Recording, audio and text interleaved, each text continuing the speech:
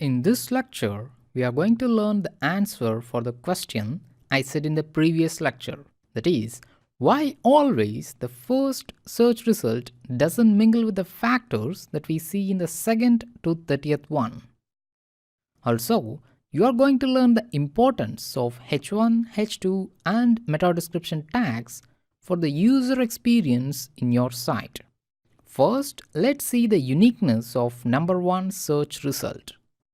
You could have seen that the first search result has got a lesser percentage of H1, H2 and meta description existence, but still it ranks first, isn't it?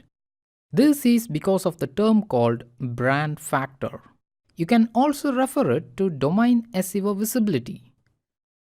For example, when a similar content is posted by a high authority website and a new website, Google gives the higher ranking for the higher authority website. Higher authority refers to better SEO domain visibility.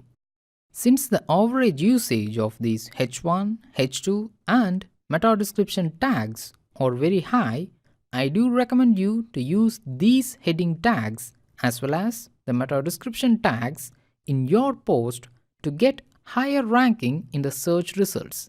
Now let's come to the answer for how this heading tags and meta description increases the user experience in your site.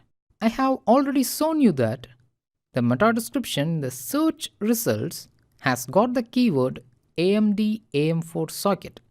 So it induces the user to click my search result compared to any other search result which doesn't have that particular keyword. So it increases the CTR, that is, click-through rate. But once the user clicks the search result and comes to my post, if he doesn't find anything related to that keyword, then he may bounce back to the search result page immediately, or he may close the browser altogether, which will increase the bounce rate of my post. Alternatively, if you want to reduce the bounce rate, you should include only the related and optimized keywords for your post in the meta description. This is how it increases the user experience by reducing the bounce rate. Also, when you segregate the content with heading 1 and heading 2 tags, it's easier for the reader to read and navigate. Also, it structures your post to the reader in such a way that he can directly go to the required information section.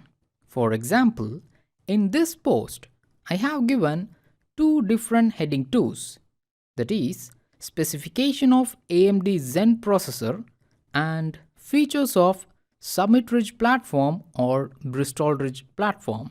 Here, if any user specifically wants to read about AMD Zen processor specification, he can straight away move to this section and read about the specification of Zen processor. Whereas, if he is interested in features of Summit Ridge or Bristol Ridge platform, he can directly come here to read this segment. In this way, you can help the user to find his required information easily and effectively. This is how you are increasing the user experience as well as you are getting higher search engine rankings in search results.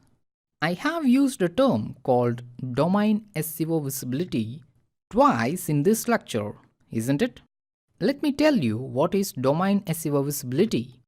Or let's see the importance of keyword in the domain name itself in the next lecture.